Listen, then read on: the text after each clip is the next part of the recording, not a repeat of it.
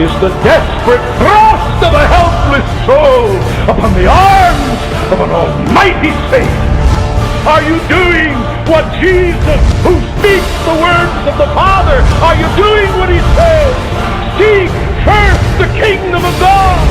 Are you taking every step necessary to stop feeding your lust in God's name? Why? Will you sit through another service and stand by a signpost that points you away from hell and the wrath of God and to heaven and life and forgiveness, and hug death to your breast? Oh, the madness of sin. You are a vile, filthy, helpless, hell-deserving, wretched son or daughter of Adam. You know nothing of true repentance and therefore of true and saving faith. Or you just occasionally have a little whimper in the closet when your conscience gets so active you can't live with it, and you whimper and cry and ask God for a little help, and then you go right back with your hand and your eyeball firmly attached. Oh yes, once in a while you take a dull paring knife and scratch your hand, and occasionally you scratch around your eyeball, but you haven't begun to cut off and pluck out. You better listen to the words of Jesus. Not everyone who says, Lord, Lord, shall enter, but he that does the will of my Father in heaven. If ye by the Spirit do mortify the deeds of the flesh, ye shall live. If you live after the flesh, you'll die. The cross does not give us a minor shift or two with regard to a few of our ethical and moral and religious values.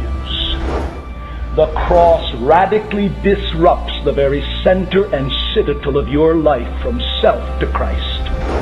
And if the cross has not done that, you're not a Christian. My friend, face it.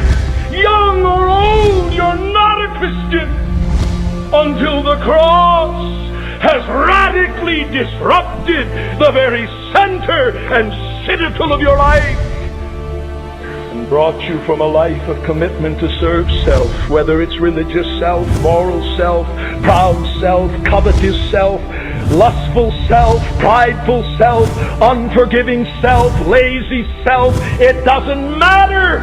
What are the focal points of the reign of your self?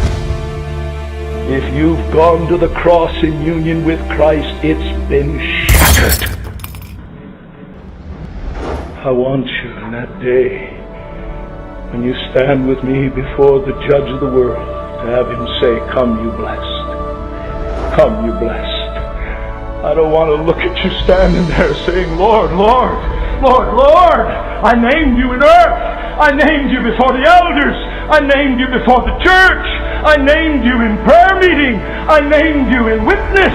And Lord, now, Lord, Lord, did I not this? Did I not that? I don't want to hear him say, depart from me.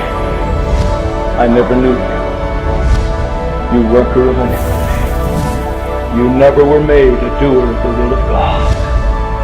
You learned enough, and you learned what to say properly enough to be accepted for what you professed yourself to be on earth.